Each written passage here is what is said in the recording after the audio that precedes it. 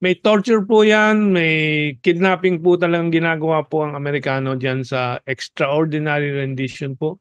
They have done it all over the world, in collaboration with governments that they can influence or control. Okay, ito na po yung issue, nasa KOJC na po tayong subject po, no?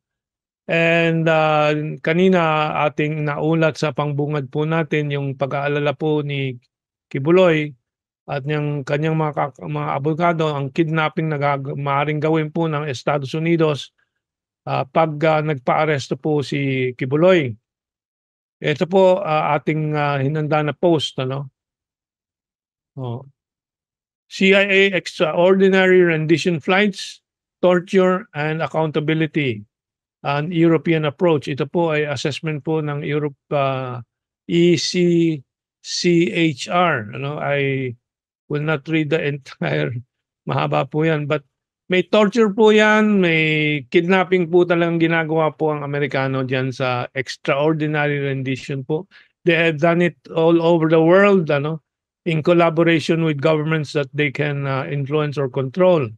Kaya yan po, yes, Kado. Hindi ba yung head of state ng Panama in extraordinary rendition nila? Si Noriega. Si Noriega. At nakulong po yan. I don't know kung namatay sa kulungan or buhay pa po ngayon at nakakulong pa rin po ngayon.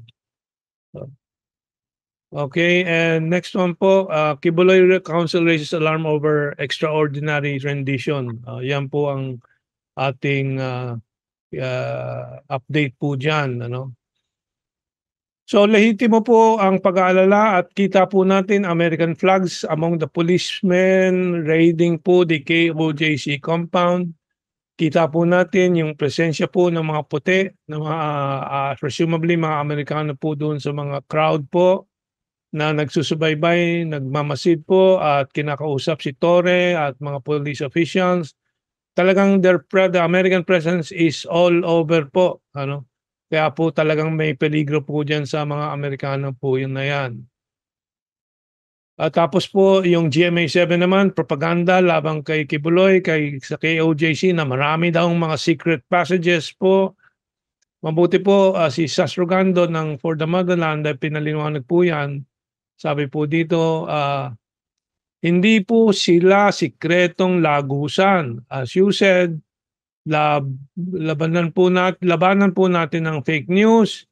Yang nasa left po ay basement, stockroom ng eskwelahan. Hindi yan parte ng cathedral at ang nasa kanan po ay holding area backstage ng cathedral. Ayan po, pero pag the GMA7 parang James Bond movie po, puro sikretong lagusan daw. Magagarbong si Lidl. Siyempre magagarbong nga, cathedral nga po yun no? Na-discover daw sa cathedral ng Kingdom of Jesus Christ. No? So ayan po, parang sasabihin po ninyo yung Vatican, napaka magagarbong mga cavernous halls po ng Vatican. Ano bang masama doon? Cathedral nga yun Pero para sa GMA News, yan po ay napakasama. Ayan. So GMA7, halata ka. Goson, halata ka. Tumataba ka sa yaman po ng galing sa bayan. Tapos, itong si Torre, hindi lang po police chief doon sa area na yon, gusto pa ding mag-manipulate po, maging Elon Musk at kontrolin ang SMNI sa pamamagitan ng pagmamanipula po ng Facebook. Kaya po siya po ay nag-post po nito.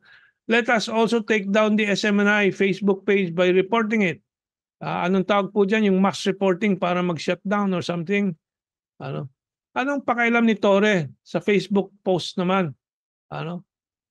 But is that part of their police responsibility? Hindi na po siguro, di ba? But ayan po. Now, bakit ganyan ka-loyal po si Torre sa kanyang assignment?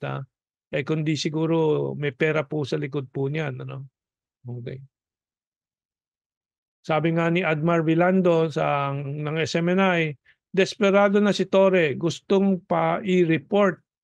Gusto pang ipa-report ang SMNI sa FB at YouTube. Dapat ikaw ang i-must report dahil sa mga paglalapastangan mo sa KOJC. Salamat Kamansang Admar Villando, no, dahil si Admar po talagang matapang at nagpo-post po siya ng mga makatotohanang mga pananaw dito sa mga nangyayari po, ano. Okay, so yung pang-aabuso po nakikita po natin talagang malinaw po diyan sa KOJC situation sa Davao.